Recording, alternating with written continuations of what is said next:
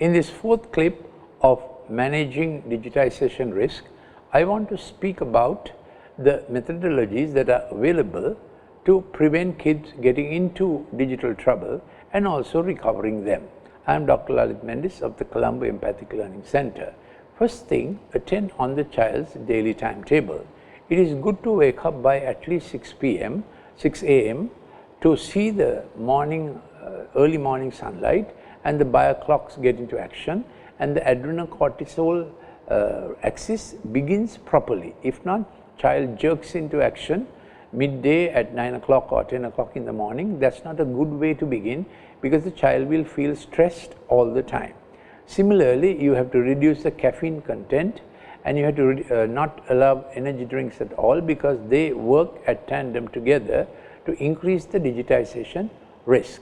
I have already spoken about regular meal times together and a good sleep time. If the child is sleep disturbed and is having bad dreams or no dreams, that means the child is not having a regular sleep time.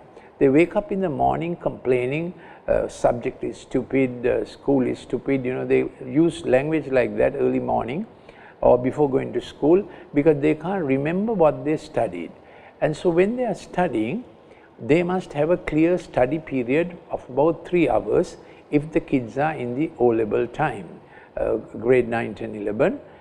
During that 3 hours of study time, not that they study 3 hours at a stretch, but when that's a study zone. You have to plead with them not to use digital gadgets for gaming at that time. A child, if he's on gaming a lot and starts studying, he will not remember anything.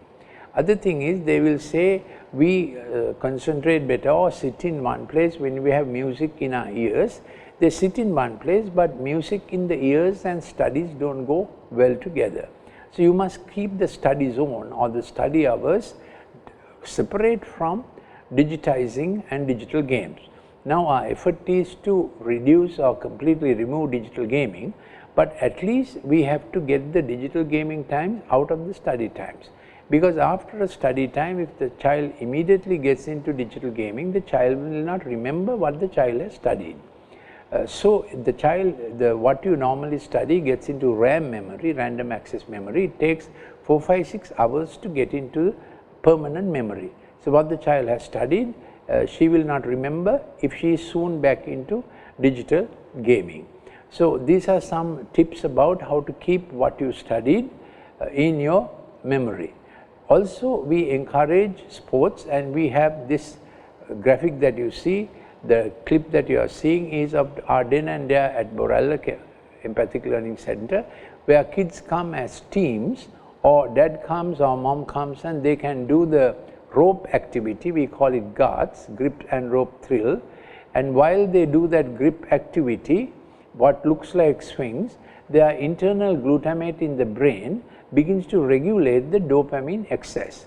The next clip you are seeing is our outdoor center at Pamanagama Jayala, where activities can be arranged for schools, school teams, prefect teams, where 4, 5 hours of that kind of activity intentionally gets them out of that digitization drive with dopamine coming down because of this kind of sports activity.